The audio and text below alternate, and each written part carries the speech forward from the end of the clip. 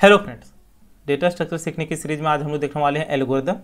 यहाँ पे इसके एग्जांपल देखेंगे, साथ ही में देखेंगे फ्लो चार्ट से इसको कैसे डील करते हैं, और उसके साथ एल्गोरिदम कॉम्प्लेक्सिटी भी देखेंगे, एनालिसिस भी देखेंगे। एक टर्म और है नोटेशन, वो हम लोग आने वाले वीडियो में पढ़ लेंगे। यहाँ पे थोड़ा बहुत उसका जिक्र कर लेंगे। तो फर्स्ट वीडियो मैंने आपको बताया था एल्गोरिदम क्या है। तो वहाँ पे मैंने आपको बताया था कि it is a step by step process to solve a problem efficiently. और एफिशिएंटली में मैंने आपको बताया था कि वहाँ पे दो फैक्टर आ जाते हैं, आपका टाइम कॉम्प्लेक्सिटी और एक हो जाता है आपका स्पेस।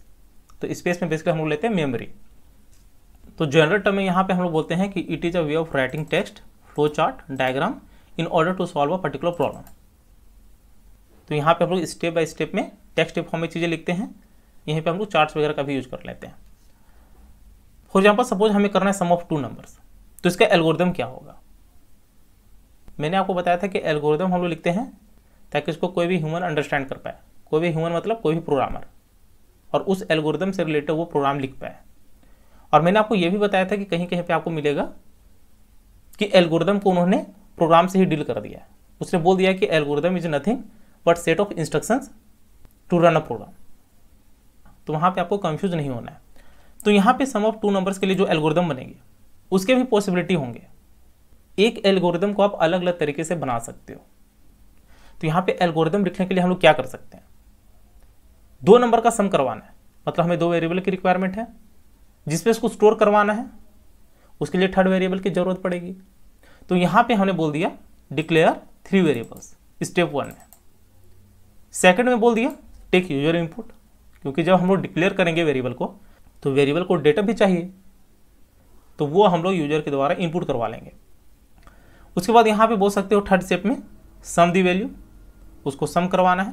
और फोर्थ में बोल सकते हो प्रिंट दी फाइनल वैल्यू। तो जब इस एल्गोरिदम को एक प्रोग्रामर देखेगा तो वो समझ जाएगा कि हमको इससे रिलेटेड एक प्रोग्राम लिखना है। अब इसी एल्गोरिदम को दूसरे वे में कैसे लिखा जा सकता है, सेम यही रहेगा, बस कुछ चेंजेस होंगे।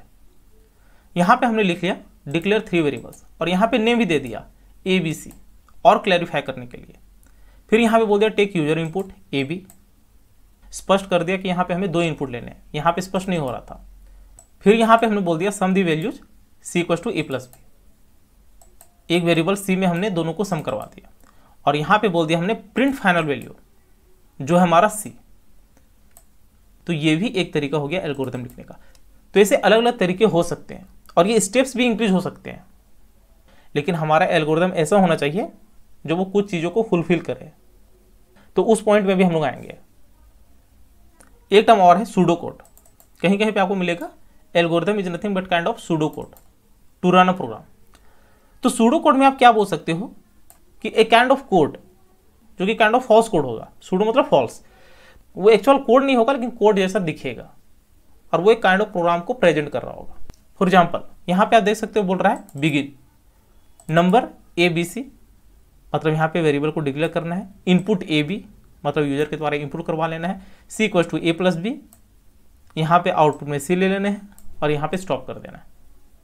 तो यहाँ पे हम दूसरे वे में इसको प्रेजेंट कर सकते हैं जो काइंड ऑफ फॉल्स कोड होगा, और जब इसको यूजर रीड करेगा तो वो इससे रिलेटेड एक प्रोग्राम बना लेगा जो कि यहाँ पे एक्चुअल कोड होगा, वो ऐसे दिखेगा। यहाँ पे वो प्रॉपर इंक्लूड करेगा लाइब्रेरी को, यहाँ पे ABC डिक्लेयर करेगा, यहाँ पे वो यूजर इनपुट करवाएगा, और C इक्वल्स टू A+B करके वो प्रिंट करवा देगा। तो ये हमारा एक्चुअल कोड हो जाएगा। तो ये हो जाते हैं हमारे एल्गोरिदम। अब यदि हम एक एल्गोरिदम को फ्लो चार्ट के फॉर्म में प्रेजेंट करना है तो वो कैसे करोगे। तो यदि याद हो आपको, जब हम लोग कॉलेज के फर्स्ट ईयर में थे तो वहाँ पे हम लोग इस तरह की चीज़ें पढ़े थे। एक एल्गोरिदम को लिखने के लिए जो आप स्टेप लेते हो सेम उसी को आप प्रेजेंट कर देते हो चार्ट के फॉर्म में। तो यहाँ पे फर्स्ट में हम लोग ले लेते हैं स्टार्ट, और इसको काइंड ऑफ एक लिस्ट में दिखाते हैं। उसके बाद यहाँ पे सपोज हमने कर लिया डिक्लेयर अ वेरिएबल। वैसे इसे हमें याद करने की जरूरत नहीं है, एक काइंड ऑफ टर्म है, या फिर बोल सकते हो टॉपिक्स है जो हमें पढ़ना है ताकि हमारे सारे चीज़ कवर हो जाए। मेन तो हमें कोडिंग में ही आने हैं, हमें बहुत सारे प्रोग्राम करने हैं, लेकिन चूंकि ये भी चीज़ें हैं तो इसे भी हम लोग पढ़ लेते हैं। तो यहाँ पे वेरिएबल को डिक्लेयर कर लिया। जब भी हम लोग वेरिएबल को डिक्लेयर करते हैं तो काइंड ऑफ स्क्वायर ब्लॉक होता है या फिर रेक्टेंगल ब्लॉक होता है, वैसे रेक्टेंगल ही लेते हैं हम लोग। उसके बाद यहाँ पे रीड करना है, मतलब यूजर से इनपुट लेना है, तो वो हो जाता है हमारा काइंड ऑफ पैरेललोग्राम। उसके बाद यदि इसको सम करवाना है या फिर कोई भी ऑपरेशंस करने हैं तो C = A + B हो जाएगा। प्रिंट करवाना है तो उसके लिए भी यहाँ पे हम लेते हैं इसको पैरेललोग्राम में, और इसको स्टॉप करना है तो यहाँ पे हमने कर लिया एक्लिप्स। तो ये हमारा प्रेजेंट कर रहा है 2 नंबर के सम का। तो इस तरह का फ्लो चार्ट दिखा सकते हो। कहीं कहीं पे आपको ये भी दिखेगा कि कहीं कहीं पे ये इस तरह का शेप लिया हुआ है डायमंड के फॉर्म में, तो वहां पे हम लोग कंडीशन स्टेटमेंट लगाते हैं। तो ये हो जाता है आपका फ्लो डायग्राम। अब क्या है, कॉम्प्लेक्सिटी के बारे में थोड़ा सा यहाँ पे जिक्र करते हैं। सपोज आपको एक टास्क परफॉर्म करना है, या फिर आप बोल सकते हो कि एल्गोरिदम लिखना है कि हमें प्राइम नंबर्स फाइंड आउट करने हैं किसी भी रेंज में। तो उसके लिए क्या किया, हमने एक लिस्ट बना लिया। हमने ये चेक किया कि सपोज हमारा इनपुट 1 to 10 है, मतलब 1 से 10 नंबर के रेंज में सपोज हमें फाइंड आउट करने हैं कि यहाँ पे कितने नंबर ऑफ प्राइम नंबर्स हैं। तो ये हम लोग कंसिडर कर लेते हैं इनपुट के रूप में।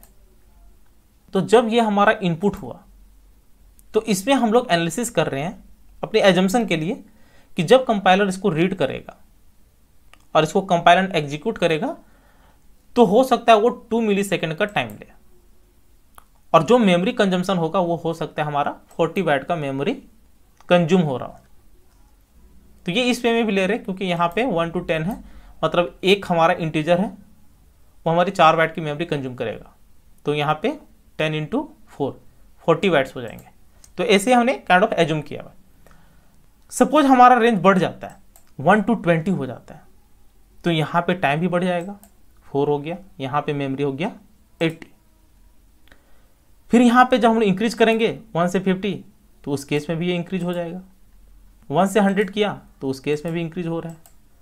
1 से 1000 किया है तो यहाँ पे भी ये 100 मिलीसेकंड हो जा रहा है, ये 4000 हो जा रहा है, मतलब 4 KB यहाँ पे मेमोरी कंज्यूम हो जाएगा।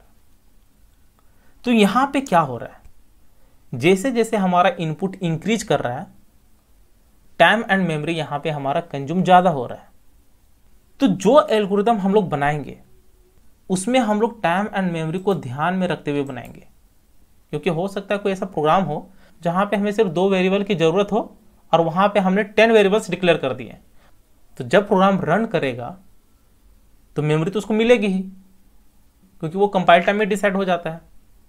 तो जब उसको मेमोरी मिलेगी मतलब हमारा मेमोरी का लॉस हो रहा है। तो इसीलिए हम लोग इनपुट को भी ध्यान में रखते हैं। वैसे इसका यूज हम लोग करेंगे नोटेशन में भी, वो हम लोग आने वाले वीडियो में पढ़ेंगे। यहाँ पे एक चीज़ और है, यहाँ पे प्लॉट किया हुआ मैंने। यदि इसका एक ग्राफ बनाओगे, ग्राफ हमारे आने वाले वीडियो में इंपॉर्टेंट होंगे, इसलिए यहाँ पे मैंने थोड़ा सा जिक्र किया हुआ है। यदि आप इसका ग्राफ बनाओगे तो ऐसा कुछ बनेगा कि जैसे जैसे हमारा n इंक्रीज कर रहा है, n मतलब इनपुट, वैसे वैसे हमारा टाइम कंजम्पशन ज़्यादा हो रहा है। तो यहाँ पे ग्राफ इस तरह कुछ बनेगा। हो सकता है ग्राफ ऐसा भी बने, क्योंकि ग्राफ किसी भी वे में इंक्रीज कर सकता है इनपुट के रिस्पेक्ट में। तो यहाँ पे बेसिकली 3 चीज़ों को कंसिडर किया जाता है एनालिसिस में। बेसिकली हम लोग 3 चीज़ों को कंसिडर करते हैं। एक होता है वर्स्ट केस, एक होता है एवरेज केस, और एक होता है बेस्ट केस। तो बेस्ट केस हमेशा कम ऑब्जर्व किया जाता है, हमेशा जो ऑब्जर्व किया जाता है वो होता है एवरेज केस, और दूसरा होता है वर्स्ट केस। लेकिन कभी कभी जो बेस्ट केस होता है उसका यूज हम लोग कर लेते हैं वर्स्ट केस को इंप्रूव करने के लिए। फॉर एग्जाम्पल, सपोज हमने एक एल्गोरिदम बनाया, उस एल्गोरिदम से हमने बेस्ट केस अचीव कर लिया। ये बेस्ट केस कहने का क्या मतलब है कि यहाँ पे जो हमारे पास रिसोर्सेस है वो अच्छे वे में यूटिलाइज हो रहा हो, कहीं पे भी वेस्टेज नहीं हो रहा हो, मेमोरी का कंजम्पशन ज़्यादा नहीं हो रहा हो, टाइम कॉम्प्लेक्सिटी ज़्यादा नहीं हो रहा हो। तो उस केस को आप बोल सकते हो बेस्ट केस। तो जो हमने एल्गोरिदम बनाया उससे हमने सपोज अचीव कर लिया बेस्ट केस। लेकिन उसी एल्गोरिदम को यदि दूसरे वे में हमने लिखा तो देखा यार यहाँ पे हम लोग वर्स्ट केस अचीव कर रहे हैं। तो इस वर्स्ट केस को कैसे इंप्रूव किया जाए वो हमें हेल्प कर देता है बेस्ट केस। और एक होता है हमारा एवरेज केस। तो ज़्यादातर हमारा एवरेज केस और वर्स्ट केस ही हमारा कंसिडर होता है। तो इसका जिक्र भी थोड़ा बहुत हम लोग करेंगे नोटेशन में, वो हम लोग आने वाले वीडियो में पढ़ेंगे। तो जो नोटेशन हम लोग पढ़ेंगे वो होगा हमारा एसिम्प्टोटिक नोटेशन। तो इसमें 3 होते हैं, big O notation, big omega और बिग थीटा। इसके अलावा और बहुत सारे नोटेशन हो सकते हैं, लेकिन हम लोग इसी को पढ़ते हैं। तो ये नेक्स्ट वीडियो हम लोग कवर करेंगे। और यहाँ पे कुछ रूल्स है जो आपको फॉलो करने हैं जब आप एल्गोरिदम लिखते हो। पहला रूल ये है कि आपके एल्गोरिथम में या तो 0 इनपुट होना चाहिए या फिर मोर इनपुट्स होना चाहिए। यदि 0 इनपुट नहीं हो तो भी किसी किसी केस में वो चल जाएगा। सपोज आपको एक प्रोग्राम को प्रिंट करवाना है तो वहाँ पे इनपुट तो हमें नहीं चाहिए, वहाँ पे डायरेक्ट हमें उसको रन करवा देना है। तो या तो 0 इनपुट हो सकता है, 1 हो सकता है, 1 से ज़्यादा हो सकता है, लेकिन आउटपुट जो आ रहा है वो एटलीस्ट 1 होना चाहिए। क्योंकि सपोज आपका आउटपुट ही नहीं आया फिर तो प्रोग्राम का कोई फायदा नहीं है, तो एटलीस्ट एक आउटपुट आना चाहिए। थर्ड ये कि अनएम्बिगुअस होना चाहिए। अनएम्बिगुअस मतलब एम्बिग्विटी नहीं होनी चाहिए। सपोज आपने 5 स्टेप में एक प्रोग्राम को लिखा, सेकंड एंड थर्ड स्टेप जो है वो दोनों एक ही चीज़ बोल रहा है, तो वहाँ पे सिमिलैरिटी आ गई। तो जो भी आप प्रोग्राम लिखते हो या फिर जो भी स्टेप लिखते हो वो दूसरे से मैच नहीं करना चाहिए, ये आप बोल सकते हो। अगला है फीजिबल, कि वो फीजिबल होना चाहिए, मतलब जो भी आपका रिसोर्सेस है उसका अच्छे से यूटिलाइज हो, वहाँ पे वेस्टेज ना हो, तो ये हो जाता है आपका फीजिबल। अगला फाइनाइट एंड फिक्स्ड, जो भी आप एल्गोरिथम बनाओगे उसका कुछ ना कुछ फिक्स स्टेप होना चाहिए और वो कंप्लीट होना चाहिए, ऐसा नहीं कि वो चलता चला जा रहा है। और लास्ट आपका करेक्टनेस, कि आपका जो एल्गोरिथम होना चाहिए वो करेक्ट होना चाहिए, वो कुछ ना कुछ आउटपुट जरूर देता हो। तो ये रूल्स हम लोग ध्यान में रखते हैं जब हम लोग एल्गोरिथम को बनाते हैं, क्योंकि इसी के बेस पे आपका प्रोग्राम बनेगा और इसी के बेस पे आपका प्रोग्राम का आउटपुट आएगा। तो ये हमारा था ओवरऑल एक एल्गोरिथम के बारे में डिस्कशन। तो उम्मीद है ये वीडियो आपको जरूर अच्छी लगी होगी। यदि अच्छी लगी होगी तो चैनल को शेयर और सब्सक्राइब जरूर करें, साथ ही बेल आइकन को भी प्रेस कर लेना ताकि जैसे मैं नया वीडियो अपलोड करूँ उसकी नोटिफिकेशन आपको तुरंत मिल जाए। Thank you, happy learning.